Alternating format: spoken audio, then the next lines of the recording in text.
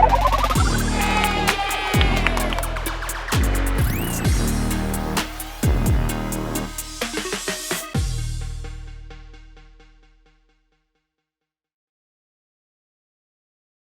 welcome back, campers, you 8th grade campers. I'm Mr. McDaniel. We're back into algebra.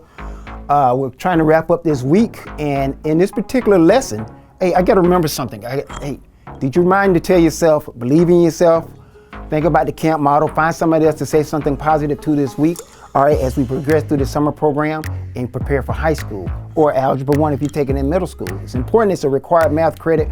So as we dive into this, the standard we're covering regarding algebra is for you to understand the relationship between zero and factors of polynomials, poly meaning one.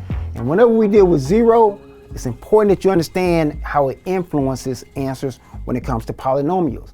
The objective is algebra, solve quadratic equations using zero product property. The property of zero, zero has a powerful property. It cancels basically everything out. And then you got to figure out how is it being used regarding quadratic equations. So in this particular example, regarding the zero product property, here's the problem. R plus 1 times R plus 6 equals 0. So we know our answer is going to be 0.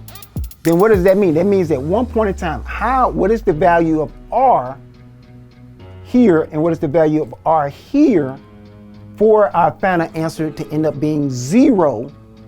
And its influence, it must be because 0 then influences how this R could end up equaling 0 and how this other R could end up equaling 0.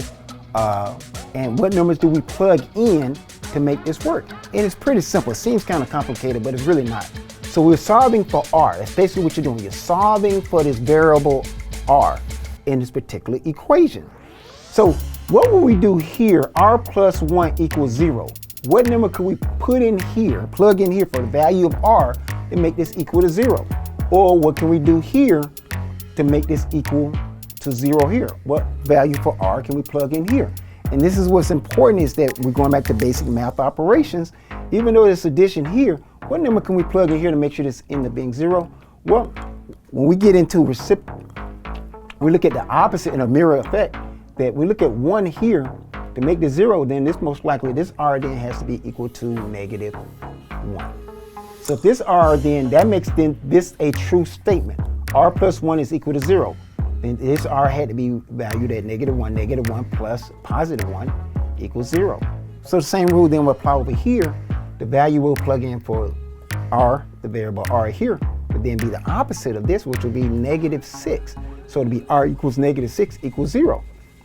So the true solution for this problem would be either negative 1 or negative 6. So when you go in and practice this particular standard in IXL, you're going to assignment BB7 under algebra. You'll find it and you'll practice this. And what's important is that you understand the power of how you can end up with 0, even though you're solving a math problem here, dealing with the unknown variable, what to plug in.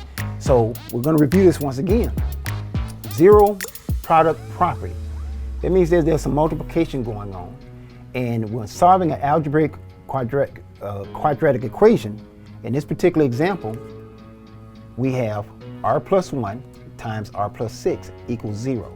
That means that we have to figure out what value do we place for R and what value we place for R in this part of the equation.